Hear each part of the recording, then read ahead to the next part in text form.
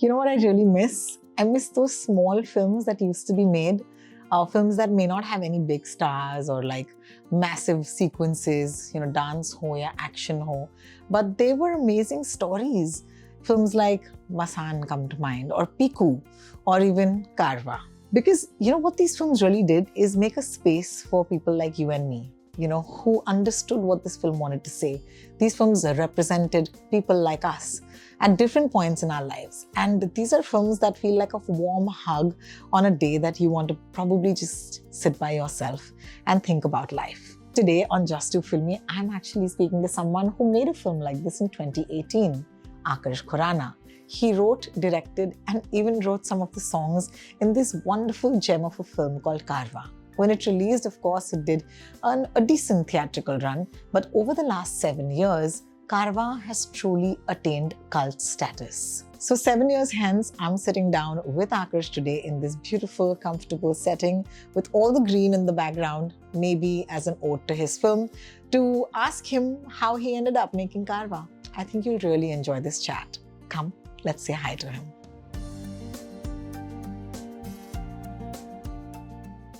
There was a time when Arvind, Swamy and Nawazuddin Siddiqui were supposed to be in it. And we actually got to a point where we cast Rajkumar Rao as Avinash and Hussain Dalal was actually playing Shocker. And Shikha Talsania was playing the girl. It had gone to Abhishek Bachchan, it had gone to Farhan Akhtar, it had gone to a lot of people. Shubh told me we should go and narrate this to Irrfan.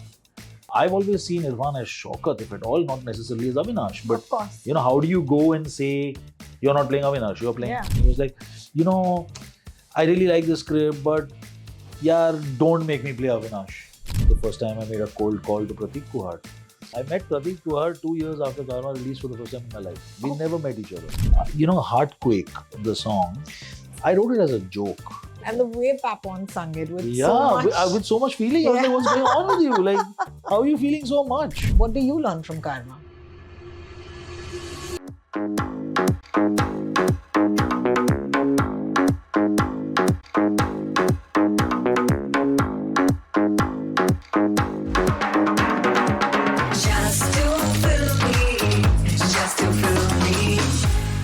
Akarsh. Hello. Thank you so much for joining us on Just Too Filmy. Thank you for having me. We're here to talk about Karwaan, and it means a lot to me and the fans. 7 years on, what is the love that you still get for Karwaan? Because I don't think it's ever going to leave you. It really is kind of the gift that keeps giving. It's something that the some of us keep talking about quite often. In fact, like Dulquer and I kind of talk about it. Like once in a year, we kind of exchange a message saying that, still lots of stuff coming. I mean, we talk more often than that, but about Karwaan, there is one conversation that always happens.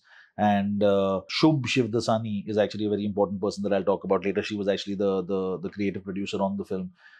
She's someone that I'm still kind of trying to do something new with, so we keep meeting each other. And she also talks about how, there's so much conversation about it now, which is quite surprising, to be honest. I think that, it did get a lot of love when it released, and it actually, contrary to popular belief, it actually ran for 7 weeks in the cinemas, and it did quite well there. But I think it just got a new lease of life after it came on Prime. And I think that I am constantly surprised by how many people are still watching it and still talking about it. It's been quite spectacular, the kind of response. And what's really nice, actually, and it's also a little bit scary because, once in a while I kind of do these... like either masterclasses or talks at like institutes. And I remember I had gone to Maika in Ahmedabad and I was just talking about my journey and stuff like that. And I had 4 kids come up to me while I was having lunch and say that we left our father's businesses to do something creative because we saw your film. Oh my God. That's a lot of responsibility. So for me, it's always like, I hope it really works out well for you because, I hope I haven't ruined your life. By getting you out of a comfortable existence into a life full of struggle. Oh my God. Because you're following your heart. Yes. But as in, to be fair, there are enough examples of people who did that and kind of succeeded, me included. So but it's really heartening to see how much it matters to people, and it's also almost always constantly surprising. The crazy thing is that I was looking on the internet for like you to talk about this film, and outside of the promotions, there's really nothing.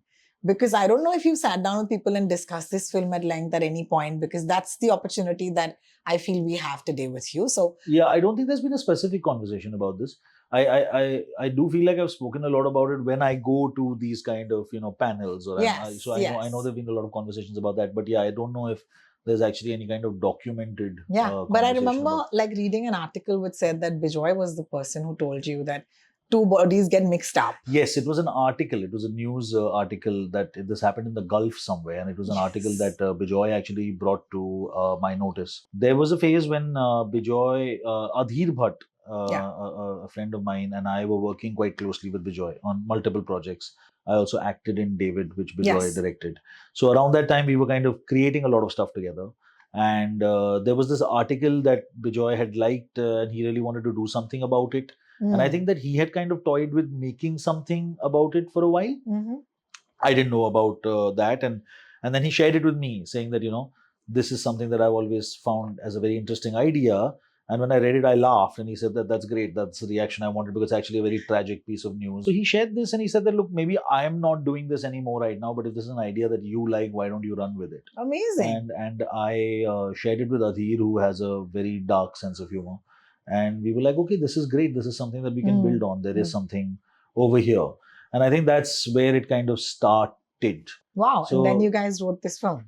the making of Karwaan was a really long process. I think that it actually, like, it took 6 years to kind of actually happen. Oh, So really? it was originally not even called Karwaan. It was a film called Focus. Mhm. And Bijoy was producing it at that point of time. Mhm. And we were trying really hard to cast it. And there was a time when Arvind, Swamy and Nawazuddin Siddiqui were supposed to be in it. Oh my As God. in principle, they had liked Correct. it and stuff.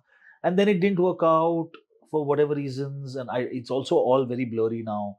And then it kind of moved on, and we were looking for more actors, and we actually got to a point where we cast Rajkumar Rao Okay. in as Avinash, and Hussain Dalal was actually playing Shaukat, a much younger Shaukat, Okay. and Shikha Talsania was playing the girl. Oh my So God. it was a very different dynamic. In fact, we did rehearsals. We were rehearsing. We were not far from shoot, and then as things go, something took a turn for the worse, and it didn't work out, and shoot was getting delayed. I think it was hard. It still is hard to get funding for films that are Yes. indie slightly. Yeah. And it was that. But I remember that that's where we had reached, and it was happening, and then it all kind of fell apart. Like, it just, it was as these things go. Ouch. And yeah, and it meant a lot, and then it almost, and I had to kind of like come to terms with the fact that I might not make this film. And it was pretty much the film that it is. Focus was very much what Karma became. And once we kind of coped with that, it was a closed chapter. It was never going to get made. 3 years later, because by that time everybody had moved on, and like, the film had been written for Bijoy's company. Yes. And Bijoy had kind of given us the story idea, so it wasn't even something of mine that I could take away and make. And it was not, people are not necessarily lining up to make a film with me either, so I was kind of doing my own struggles. And what was very interesting is that when 3 years after this incident, when it kind of all shut down, close to starting, I got a call from Shubh Shivdasani, who is someone who used to work at UTV. Yes. And we basically had done a narration of Karma to the entire team of UTV. Mhm. And the only person not at that meeting was Shubh. Okay. But Okay. in her time at UTV, she heard very good things about this film from everybody else. Lovely. But she had never. So she reached out and she Mm. said, I'm not with UTV, but I'm with Ronnie now. Ronnie Screwvala runs RSVP. I work Mm. with him. And there is this script of yours that we are interested in, because we've Mhm. heard very good Mm. things about it. And I was like, firstly, I'm shocked that you've come back, and we're talking about something Yeah. that I'm coping with the loss of. But secondly, I said, I don't really have access to this film anymore. Like, that film is not mine, perhaps, to make at that Wow. point of time, because, it's a complicated kind of, estate in Correct. that sense. So I was like, I'm not really sure that, that. So she said, oh, okay. So is there any way? And I was like, it's complicated. So maybe, I don't know if it'll happen. And it's really providence that a week after that, I got a call from this lady called Preeti Rathi Gupta, who is one of the producers of Yes. Karma, who was to be one of the producers of Focus.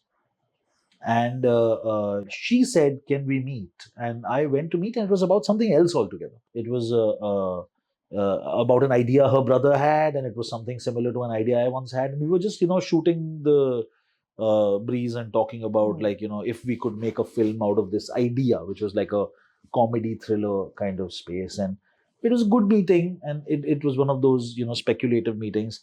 And we said bye, and I was at the door, and I turned around and said, oh, by the way, what a coincidence that you called me, because someone from Ronnie's office, Shubh, called me and asked about Karwaan, and and I was like, I don't really have the rights because it's with the Bijoy's company. And she said, I have the rights. So I was like, I'm sorry? And she said, I have the rights. And it had kind of worked out that she was the co-producer back then. Correct. And whatever the machinations were, it so happened that she had the rights of the film. My God. So I was like, oh, wow. And she was like, yeah, I have them, and let's talk. I'd love to kind of talk to Ronnie. That's crazy. So I was like, I called Shubh immediately, and I said, I don't know like how Yes, this happened, but it know. happened. And Preeti has the rights, and she's willing to kind of talk to Ronnie about it. Oh my God. And then it kind of started. And the rest together. is history. And the rest is wow. history. And Shubh. Shiv the Sun, who is the producer of Dupaiya. Yes. Yeah. So recently, Shubh and Salona. Shubh actually kind of fought every possible good fight to make this film happen, because she really championed it from the start, and she really, in a lot of places, even kind of pushed me to. So again, when it all got okay, then we needed to cast this film, and it's never been an easy film to cast, because a lot of people heard it and said no, and it had gone to Abhishek Bachchan, it had gone to Farhan Akhtar, it had gone to a lot of people. We were, struggling. We didn't know how to kind of go forward with this. And basically what happened is that Shubh told me we should go and narrate this to Irrfan. And I was not even confident. I was like, are you sure? Like, would we... and I was like, I've always seen Irrfan as Shaukat, if at all, not necessarily as Avinash. But, of course. How do you go and say, you're not playing Avinash, you're playing... Yeah. So Ronnie very cleverly said, go and narrate the film, don't tell him what. Go narrate the film, let him hear the film. And and Shubh gave me the confidence to go and meet Irrfan, actually, because that was quite intimidating in itself. Of course. That you're leveling up in such a manner. So we went, Hussain Dalal and I went with Shubh to Delhi. And we went, and we were in a hotel room, and we narrated to Irrfan, and Irrfan heard it and enjoyed it very much. He was laughing through the narration. And it ended, and there was this pause, and we were like, okay, now who's going to say the next thing and stuff? And he was like, I really like the script, but yeah, don't make me play Avinash. And there was this look, and he was like, मैंने किया हुआ है यार, Avinash type का काम किया हुआ है, मुझे शौकत में मुझे interest है. And we were like, we couldn't have asked for anything more. Oh my God. Because that suddenly also just made Shaukat into something that was, far more greater formidable. than what it was. Yeah. And we actually, I remember, like, Hussain and I got out of that room and did a bit of a jig. Of course. And then we went down, and Shubh brought us a great meal. And then at the end of the meal, she said, but now who do we cast as Avinash? Because if he's playing Shaukat, what do we do? And we were like, yeah, exactly. Because, I mean, it's also intimidating for anyone else who might be playing the part. Yeah. That at the end of the day, like the author-backed part is going to be someone who's pitted against Irrfan, and so that was a. And also Irrfan's. I mean, I would never say the two, but when I think of Karwaan, I always think of Piku, because they're both films I love deeply. They're also a road trip. They're also eventually they evolve around messy relationships. There's the family at two ends of this road trip, and he's played the guy who is like taken another person to meet the other person. Right. So my question was there ever that, like, did he ever care about that? No, he didn't. I don't think, in fact, I don't think he even spoke about Piku. I think for him, Piku was a very different kind of experience. I think that meant a lot to him, obviously, in his journey. I think that when he heard Karwaan, he thought that this is a good project and he wanted to be part of something fun. I think he really enjoyed the person, because Shaukat's a really inappropriate guy. So he's really inappropriate, and I think he really liked that. And I think that he had already started visualizing it, because like in the very next meeting that I had with him, he was talking about like, where do you see him from? And like, it was perhaps because it was set in Bangalore, it was written kind of like a Hyderabadi character. And he said, I am from Tonk in Rajasthan. And they have a particular way of speaking, which has got that same lehja. So he said, I'm going to do that for you. And I think somewhere it was also about him kind of harking back to his roots a little bit, which I think he really liked. That I can kind of do a hat tip to my own hometown. It is a delight watching Irrfan in Karwaan because he is having fun. Yes, he's having a great time. He's having so much fun. There are so many lines that I don't know at some point. I wouldn't be able to put my finger, or I don't even want to know, whether they were improvised, whether they were in the script. This is a question that's come up a lot, and actually, much to Hussain Dalal's credit, I think about 80% of the lines are Hussein's. Of course. It's just that Irrfan managed to kind of own a lot of them. And he owns them. And also, he really liked Hussein's work.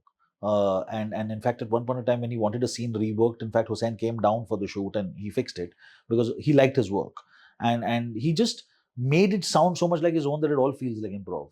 And I think that's just the beauty of it, that it all feels like improv. Yeah. Because it's not often that you get words.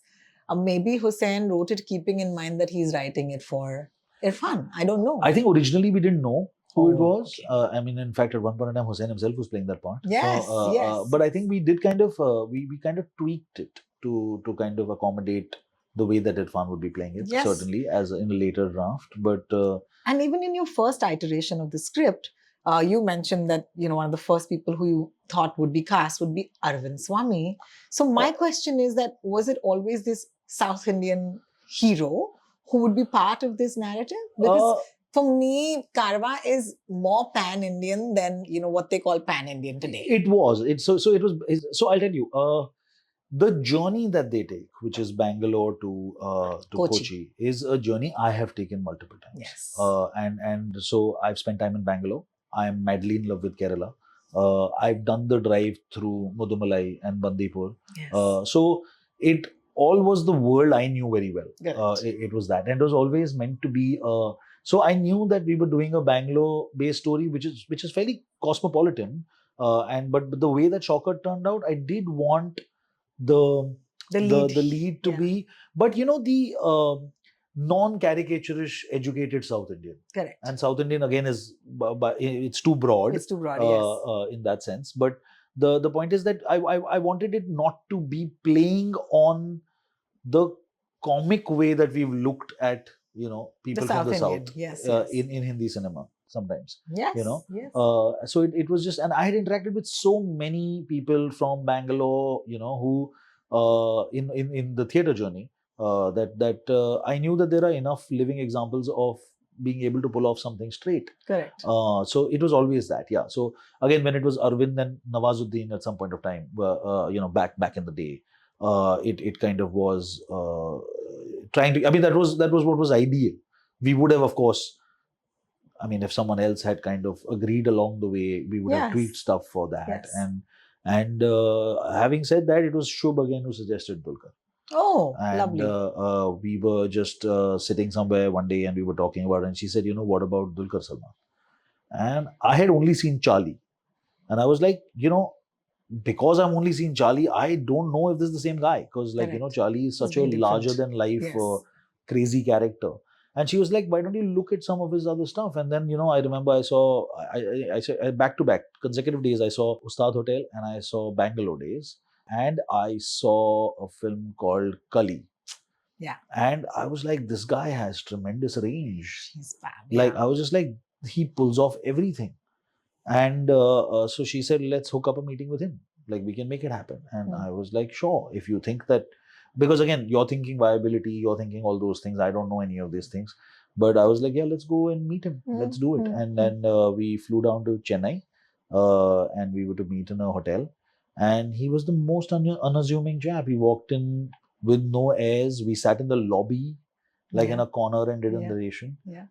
And he was wonderful and attentive and reacting at all the really good points. And what I liked best about that was that when he actually got back in touch, he said, this would probably be my first Hindi film. And it is so unlike other South actors' first Hindi films. But perhaps that's part of the reason that I would want to do it. Because, I really like the story and it would be nice to kind of try it in a different tone. So Karwaan was your second Hindi feature. It was my second you were Hindi directing. feature, yes. And it's so wonderful that here you are, okay, this is not like 10 films down. This is your second feature. Yes. But you were allowed to do everything that you might not be allowed to do today. That is true. That is true. Yeah. We were just talking about whether this film would actually ever get made today or ever get sanctioned or get made in the manner that it was. It probably wouldn't. But yeah, it is a rare and crazy privilege that I got to work with Irrfan and with Dulquer and with Ronnie Screwvala and with Avinash Arun. I mean, Yeah. we're talking about like, I'm batting way out of my league over here. But I think that it was purely because I think the script resonated with a lot of people. Yes. And I think that that really worked for whoever was coming on board, I think. So Avinash was a new relationship. A couple of people came from Hijack. So Tia Tejpal, my production designer, Yes. was on Hijack. Anish John, my sound designer, was on Hijack. My editor, the late Ajay Sharma, Right. was on Hijack. Anurag Saikia, who's now such an important part of my life as a music Yes. director, had worked with me earlier. But yeah, it was the first time I made a cold call to Prateek Kuhad, and it was so it was just yeah, it was stuff we just wanted to do Yeah. because it just felt right. Yeah. And again, I mean, I love her to bits, but really it was Shubh, I think, who provided all that freedom, just to kind of portray how much freedom there was. When we were making the film, I said that my dream would be for the background score to be done by Blackstrat Blues, and I was allowed that. Yes. And Blackstrat Yes. Blues was working on it. Yes. And in the larger picture, perhaps because they didn't have a BGM background, pun not intended, I think that there was a call taken that perhaps it's not filmic enough. Correct. It's not cinematic enough. It's Correct. beautiful To listen to. Yeah. listen to, but it's not necessarily. And Warren was really nice about it, and everybody was really nice about it. And Anurag was then gotten because Anurag had worked on Real FM with me. Correct. So there were a lot of people that came from the past that I managed to kind of get on board. But again, it was because of the freedom that was being provided. So do you think that if there are young filmmakers who've come into the fold because they watched Karwaan, one of the greatest gifts that I'm learning from this conversation is that, to make a film, you just need one person who believes in that film strongly to stand with you, and then that person will just say, okay, let's go get this done. Yeah, I mean, you need a whole lot of people to believe in you. You need a lot of people. You need a whole lot of people to believe in you, but it does help if someone knows the lay of the land and kind of knows Correct. the way to navigate Correct. those conversations. So that's Shubh, and she was the producer. Yes, and like, so Shubh actually got me in touch with Sanjeev Kumar Nair, who was the EP on the film, who is now my business partner. We've now done Karwaan and Jugadistan and Mismatched together. It was so unreal to meet an EP who doesn't say no. And I would just say whatever the hell I wanted. I was like, I want to shoot in Rosita Wood Castle in Kochi. Yeah. Because that's where I wrote the climax. Yeah. And he was like, done. And it would happen. And I was like, what? And I was like, I want to shoot in Fort Kochi in those lanes because I like those lanes and I like Kashi Art Cafe's cold coffee. And he was like, we'll shoot there. Okay. So he didn't say no to anything. Yeah. In fact, there's a big joke because at one point in time when it was happening, Tia Tejpal said, but Sanju sir, we need 3 elephants, okay? And there was a big laugh around and there were elephants on set.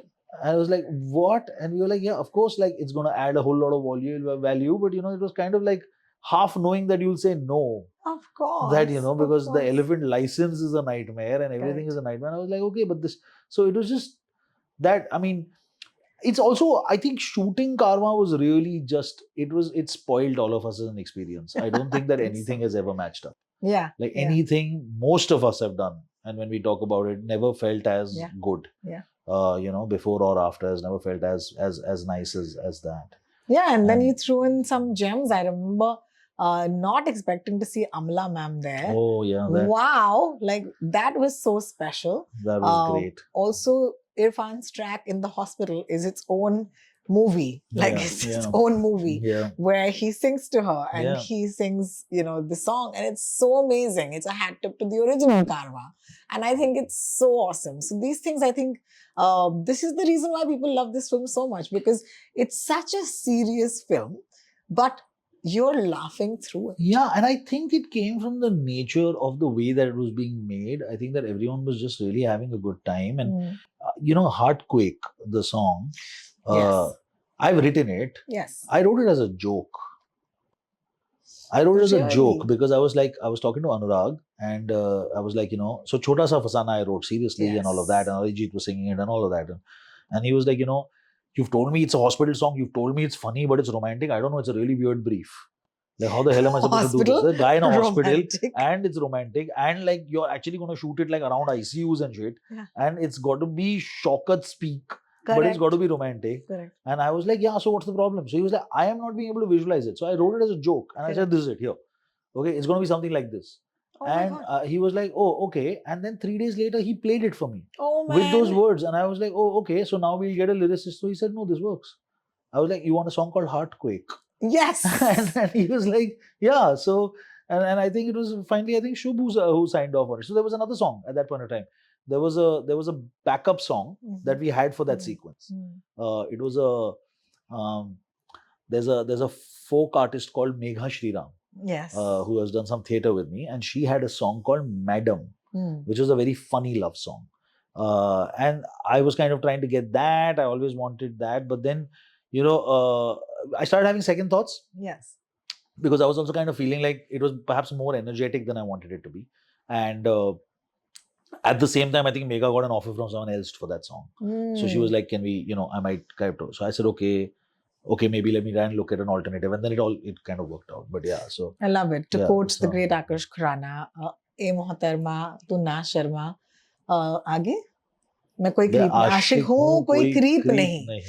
It was the first time I heard the word creep in a Hindi song. I absolutely. Deep Shayari bhi, and the way Papon sung it with so much feeling. I was like, what's going on with you? Like, how are you feeling so much? And Prateek Kuhad, like, damn it, like, wow. Yeah, I met Prateek Kuhad 2 years after Karwaan released for the first time in my life. We never met each other. So he recorded it? Phone call. It was all over phone calls. Oh my God. He even recorded it, I think, in London or something. He was traveling somewhere. And we didn't. And, and it was, my brother Adhar was having a birthday party and he was like, when are you getting here? I said, this much time. So he said, oh, your friend Prateek is here. I said, I've never met him. So he said, what? I said, yeah. I've never met him. I've done like 3 songs by then with him, but I've never met him. That's amazing. So I was like, yeah, that was strange. But yeah, it was Prateek's lovely. So he did 2 songs for Karwaan and then he did 1 song for Mismatched as well. So yes, and all songs that have been so popular. Yeah.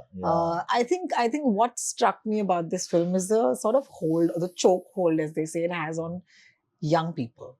I think young people watch this film when they are young. And then, as you said, some of them say, मुझे अपना ये जो पढ़ाई है वो मैंने कर दी है, but I want to follow my heart. And I think that there's something there that resonates so deeply. What do you think that is? See, I don't know. Look, it came from a very personal space. Okay, I was doing a corporate job at one point of time, and the thing is, like, I knew that I had creative pursuits, but I also had practicality, and at that point of time, and I did give my all to a corporate job.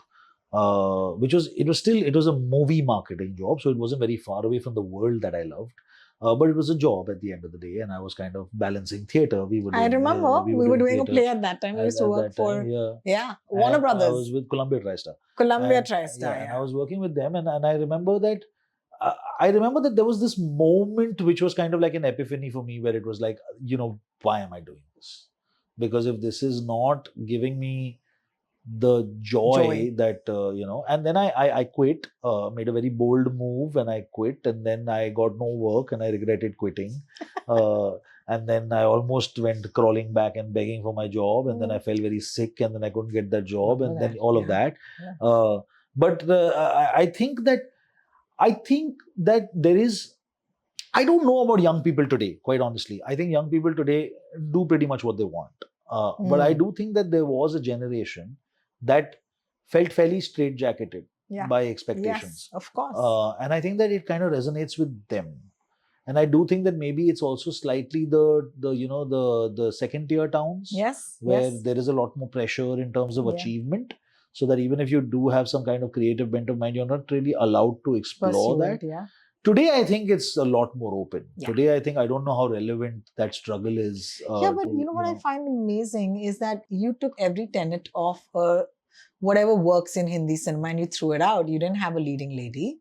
You don't have songs, okay, which are like songs with, you're dancing.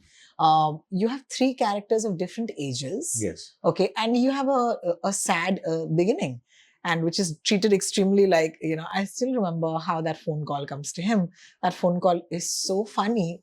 You're laughing, but you're also like, what the who can say that to you like that? And you broke every rule, Akarsh, with this movie.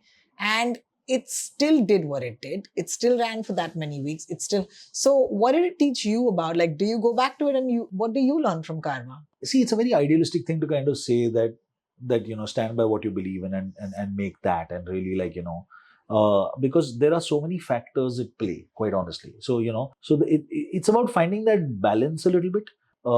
I think with Karwaan, I was really lucky that so early I could kind of do something which was using my voice. Yes. And then as you kind of become more successful, for the lack of a better word, you assume that you'll be able to use your voice a lot more, but you can't, because you're actually conforming a lot more. Yes. And there's a lot of then there are a lot more vested interests, and there are higher stakes, and then everybody's got an opinion. Yes. But I think that is the trial by fire that you need to go through. That you kind of do that, and you toe their line for a while, and then you kind of eventually find your way back to believing that your voice is actually what really sets you apart. So true. I think that's, and the thing is, for me, I personally have always had the advantage of having my own theatre company, which is now for 25 years I've had it. And I have said exactly the kind of stories that I want to see. And I think in that sense, that creative outlet exists for me, yes. Which is actually doesn't come under anyone's scanner. Yeah. I mean, I am the studio. So really, I take those calls. And it's not like that outside, because the moment the budgets are higher, the stakes are higher. But I think that you start kind of, it's never going to be easy to know what works and what works for you completely. But I think you start eliminating stuff that doesn't. Sure. I think that it becomes a process of elimination, in the sense that I may not know what I want. Yeah, but I don't want this. I don't want to do this anymore. Yes. And I'm not going to do this anymore. And that comes from doing it. I think that, you can't sit on a high horse and not do it. You've got to do it. Yeah. Because there are things that you will do against your wishes that will prove you wrong. Yes. And it'll only add to your journey, because you'll be, oh, I should have listened. You've gone on to make shows like Mismatched. Yes. Which have become, again, like super cult. Okay, so you're like a cult man. Like whatever you make becomes cult, because people love Mismatched. And I feel like, of course, we love the fact that there's a long format, which you're good at. But the film, we want to see another film. Weirdly, Mismatched, one of the reasons that I got Mismatched was Karwaan. And it was interesting, because I think that when Mismatched was being optioned, there was a bunch of directors that were being considered. Yes. And when I was selected, I did kind of ask what had made me make the cut. And it was how Mithila's character in Karwaan was portrayed. Correct. I think that what happened is that it was very different from the teenagers earlier that we had seen. Correct. And I think that was something that I was very clear about, even while writing it, that I didn't want her to be bubbly, and I didn't want her to be like a cliched teenager. Yes. And not annoying. Yeah. But more mature, real. Yeah. I would say. Yeah. And I think that is actually what stood out. That's so true. That the fact is that it was not played in a conventional manner. And this was specifically told to me, that it is because of how Mithila was handled in a film, which is about two middle-aged guys. But so, not just that, and I see that in Prajakta's character as well. Because Prajakta's character in Mismatched is also not bubbly. She's actually somebody who plays it pretty straight. In real life, she's extremely bubbly. But speaking of which, I want to ask you, there is no question, and if anyone ever asks you, would you make Karwaan 2? I know the answer to that. It's a flat no, because Karwaan cannot happen without Shaukat or without Irrfan. So, I mean, the fact that you will not make this film again or extend this film is a given? I floated the idea in my head about maybe taking the journey forward. Mm-hmm. Of course, the big stumbling block is Shaukat. But having said that, like, in Khayali Pulao space, I mean, there have been versions that, you found a kind of fix which still kind of pays tribute to him, but kind of takes things in a slightly different direction. But I'm also always held back by the thing that I'm trying to create the magic once again, where I'll actually, might end up disappointing myself. More than anything else. More than anybody else. Yes. And I think that it's important then maybe to perhaps find a new story that evokes the same kind of feeling in me. Yes. And create an atmosphere that that evokes the same kind of film. Yeah. But maybe because when it happened, I never thought that it had room for a sequel. Yes. I do think that it's because people love it so much that one even thinks about it. Yeah. But I'd say no. I'd say that that ship has sailed. That van has gone. Yeah, where that van has left. That Alex. van has left. Thank you so much. Thank you for chatting about it. Hi, this is Akarsh Khurana and I'm with Raw Talks on Just to Film. Please subscribe to the Just to Filmy channel. It's obviously very good.